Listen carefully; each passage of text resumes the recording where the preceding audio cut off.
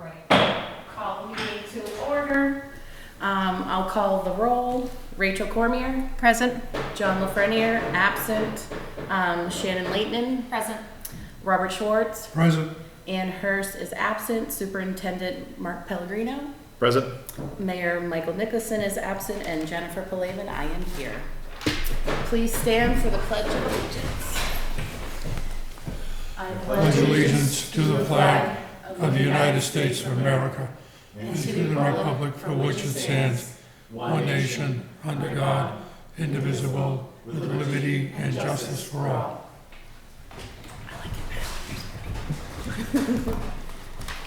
Moving on, open time for the general public. Is there anyone who would like to be heard?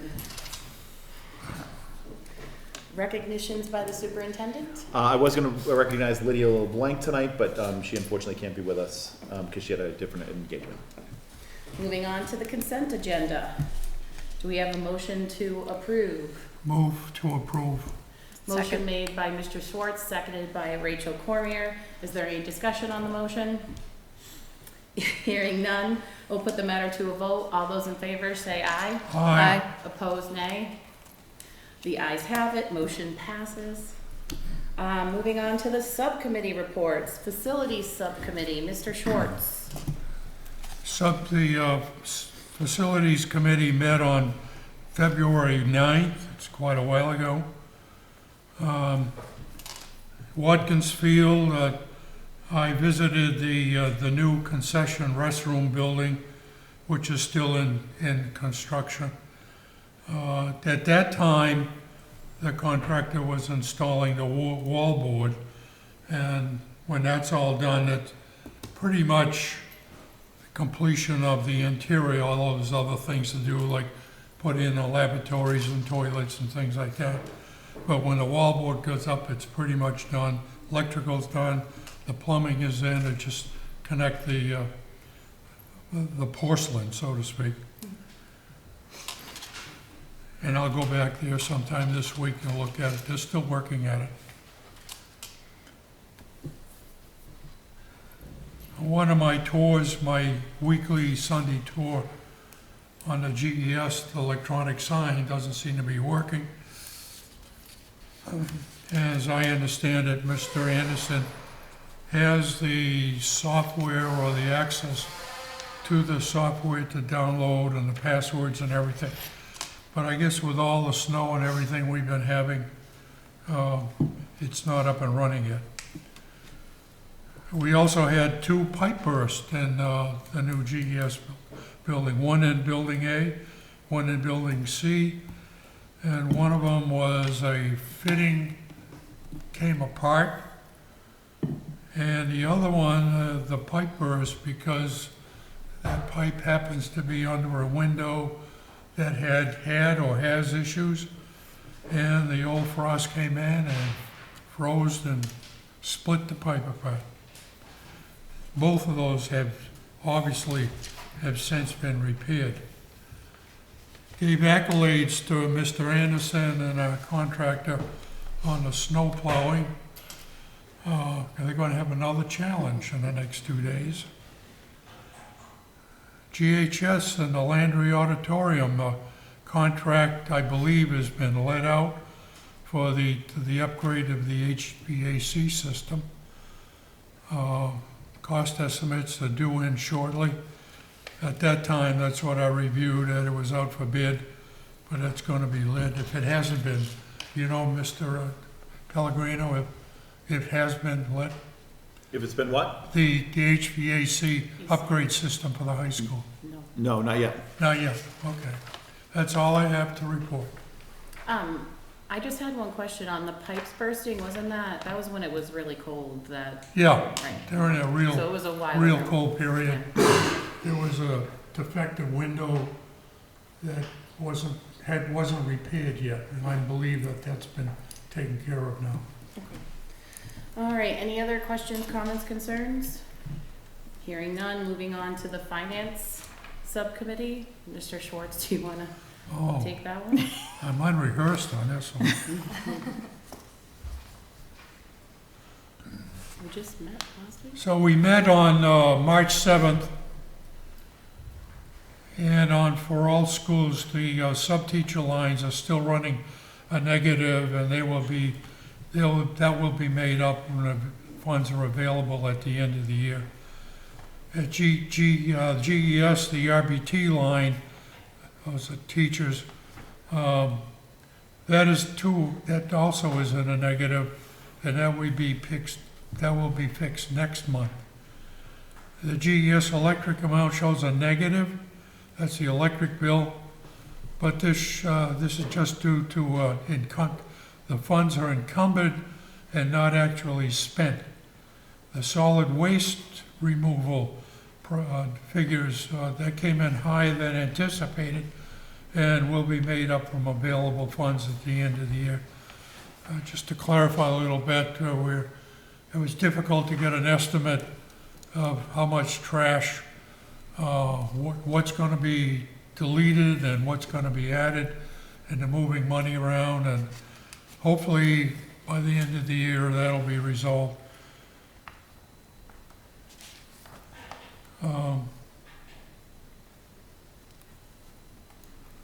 The two expenses that stuck out in the district section, the out-of-district figures, there's a negative. However, at this point in time, however, that's due to it being encumbered, and this line is very fluid. It moves up and down, month to month, week to week. The legal expenses for special education have also increased. We've had a lot of activity in special education when we engage our legal team to take care of that. The revolving fund summary report was presented for review. Mr. Hawk noted that we will spend more school choice funds than we received this year. This is intentional in order to complete some one-time projects. Athletics is off and is a timing issue. We just sent out bills to the area schools for the ice time. We rent it's ice time at the rink, and the regional schools that participate in our hockey team help in the payment of those bills.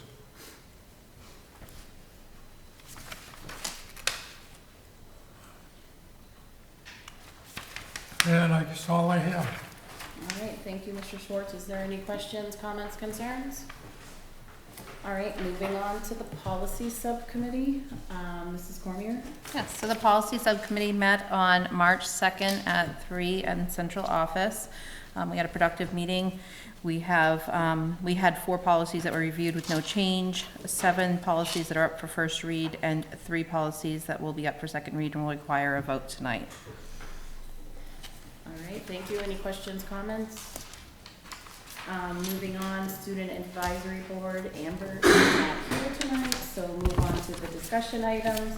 Item number 3493, the first reading of the policies. That includes BEDH, BID, CA, CE, DH, DI, and DIE. And those are in your packet. Any questions, comments? DIE is actually going to go up for another review with the subcommittee. We want to do some clarifying language in that, so that will reappear for first read after our next meeting. Okay. I submitted some 3 changes or suggested changes to Mrs. Hurst, so for consideration. And she had passed those along to me, so DIE Oh. was one of those. So it does work. Yeah, absolutely. Okay, sounds good. Moving on to the next item, item 3494, the second reading of the policies. That includes BDBB, duties of vice chairperson, BDFA-E-3, conduct of school council business, DBD, budget planning. Is there a motion for approval of those? Make a motion. Oh, Motion made by Mrs. Layton, seconded by Mrs. Cormier. Is there any discussion on the motion? Hearing none, we'll put it to a vote. All those in favor say aye. Aye. Opposed, nay. The ayes have it. Motion passed. Item number 3495, the field trip for GHS senior class to Hershey, Pennsylvania. That's in your packet. Kids are really excited about this. They looked at a few different trips. One was a lot less expensive, and one was a lot more expensive, and this seemed like a great middle ground, and the kids are really excited about this particular trip. So we just need a motion to approve. Motion to approve. the senior trip. Second, Motion made by Mrs. Cormier, seconded by Mr. Schwartz to approve the field trip. Is there any discussion on the motion? I just make a comment. The last time I was at Hershey Park, my 3 children were about that high. And we spent a day or two before we visited Gettysburg. They enjoyed Hershey Park. I enjoyed Gettysburg. Well, hopefully. That's all. It'll be an enjoyable trip. Do we vote? No, right? All those in favor? Aye. Aye. All those opposed? The ayes have it, motion passed. Item number 3496, programs of studies. You have that in your packet, and then the changes are all listed out separately in your packet as well, and so we just have to approve those changes. Move to accept. Is there a second? Motion made by Mr. Schwartz, seconded by Mrs. Leighton. Is there any discussion on the motion? Very extensive. First I thought, well, why don't they just reproduce the whole program all over again, rather than all those pen and ink changes. But I did read it, believe it or not, every page. And, yeah, it's a good changes that are being made. I'm very excited for the history of hip-hop and rock. Because I taught that in middle school, and I know how much the kids loved it. So it's good to see really relevant elective courses popping up. All right, any other discussion? All those in favor say aye. Aye. Opposed? The ayes have it, motion passes. Moving on to item number 3497, the Monty Tech After Dark Program MOU. So, what I'm going to ask you to vote on tonight is the After Dark program with Monty Tech, which is Monty Tech has rented a facility right near Monty Tech itself, and they're going to have 2 different shops for our students. Where for us, Narragansett and Fitchburg, we have 20 spots.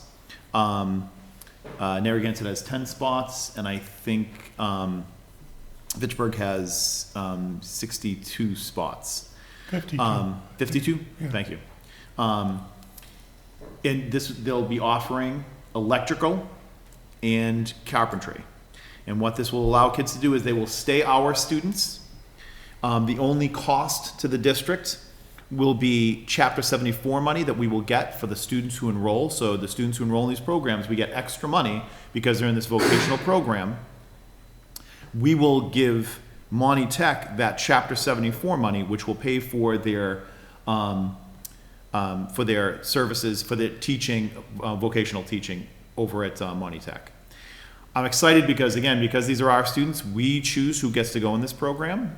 You will approve the admissions policy that we have. You will be a part of this as we go. What you're approving what I'm asking you to approve right now is to vote in favor of moving forward with the planning part of this process. So the planning is all next year, so this program won't start till the fall of 2024. We will again have 10 spots in carpentry, 10 spots in electrical. They'll be on 1 week at Monty Tech. The other week they'll take classes here in Gardner, and we haven't flushed out the logistics yet. And the transportation will be provided out to Monty Tech by Monty Tech, because the bus just will drive by and pick up our kids. We'll have 10 seniors, 10 juniors in the program. And so then they're committing to being in the program. Juniors are committing to being in it for 2 years. This won't be as robust a program as a full Monty Tech program. However, they will be able to go right into be a journeyman. So I'm kind of excited about this. Do you have any questions? You answered them all that I had already. No. Okay. Yeah, absolutely. Yes.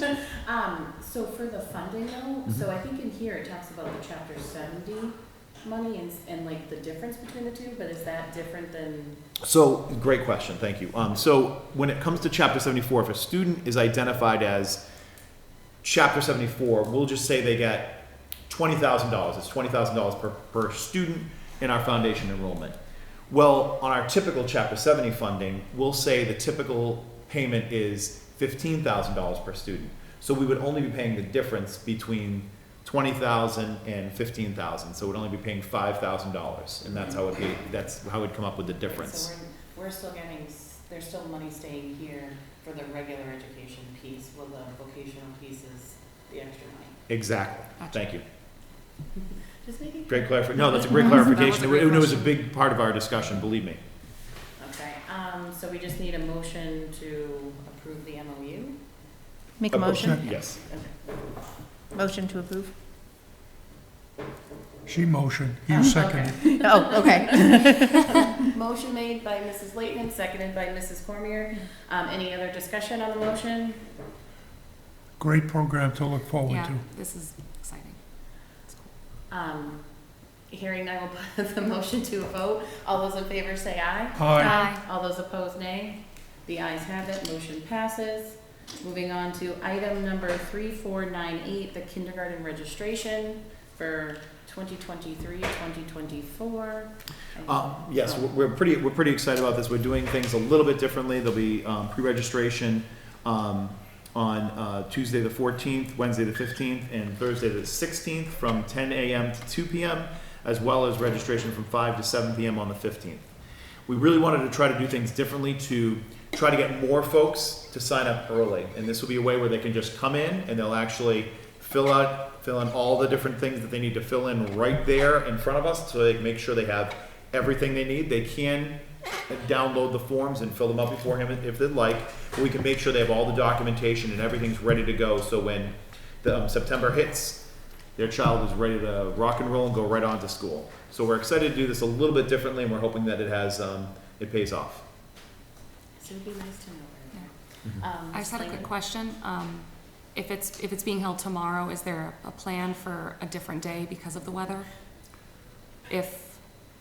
That's a great question. I was like, I got the phone call. I'm just making sure I wasn't the only one. Yeah, I'm sure he'll probably. I'm Okay. sure he'll probably wind up redoing that. Yeah. Probably next Tuesday. But Yeah. there was no snow date. I was hoping for no more snow days, and I think that's what it was. Wishful thinking. Great question. All right, moving on to item number 3499, the curriculum coordinator update. Mrs. Gogan. Thank you. Dr. Gogan, I should say. So every year around this time, I like to report on the progress that we're making in literacy and math across the district. And typically, we do assessments, progress monitoring 3 times a year, once in the fall around September, October, once around January, February, and then again at the end of the year, so we can see how kids are tracking. And the program that we're using is the Linkit benchmark assessments, and it is very closely linked to and predictive of MCAS success for those students in MCAS grades.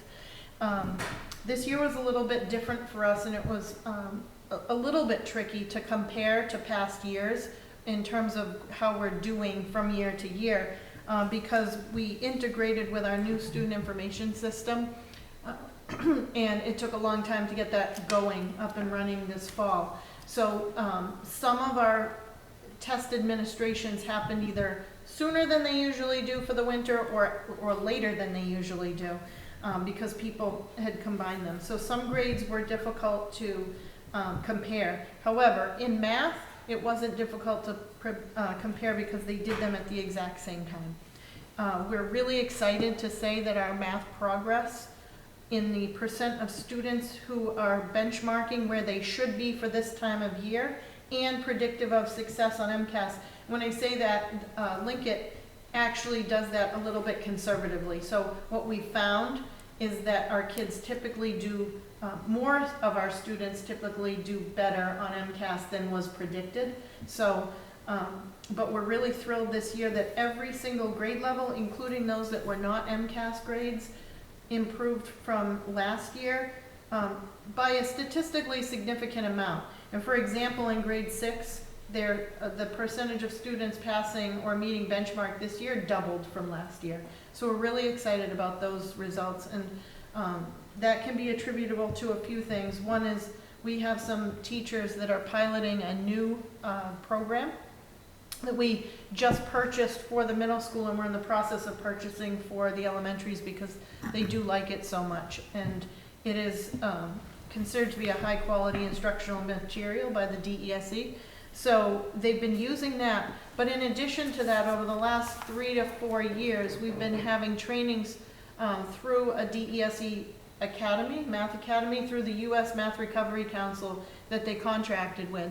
And that company has been coming in and consulting with us and providing prolonged professional development for all of our teachers in the earliest grades to provide a strong foundation in the sense of number, and we're starting to see those results now. And they're continuing to work with us now. We do have our instructional math coach, Stephanie Curtis, who is a certified trainer in those strategies. So when the grant is done and the academy is over, we'll still be able to sustain that level of training with any new staff and refresher training for our existing staff. Literacy scores were a little bit more inconclusive, so we did have some grade levels that tested at a different time, so it was hard to compare. But we did find grade 1 and grade 6 made a marked improvement, and some of the other grades were a little bit flat in their assessment, and grades 3 and 4 were difficult to compare. So, you know, we're still hopeful.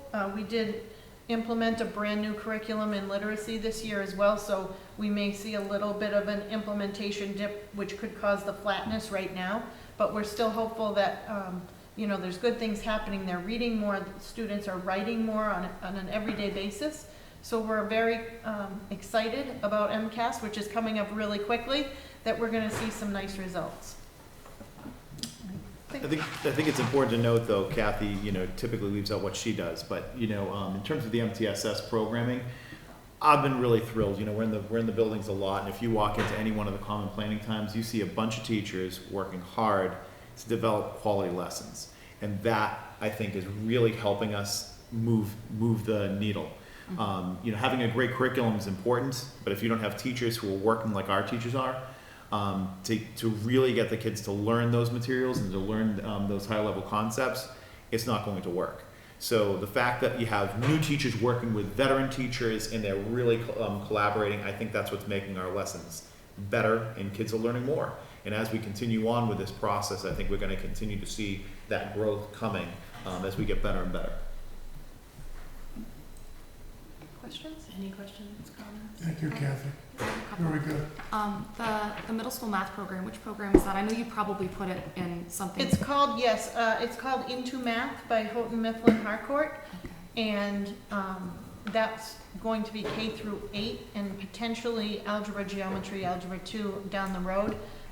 What we like about it also,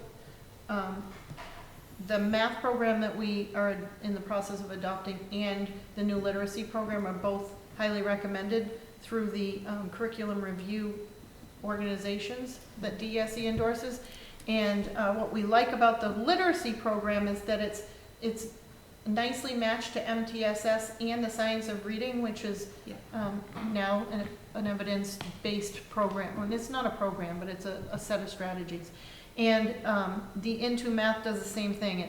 It's highly related to MTSS strategies and the practice standards of math, which are the things that we tend, you know, not to focus on as much as the content, but practice standards include collaboration, reasoning, explaining your ideas, arguing your point, having perseverance in solving problems.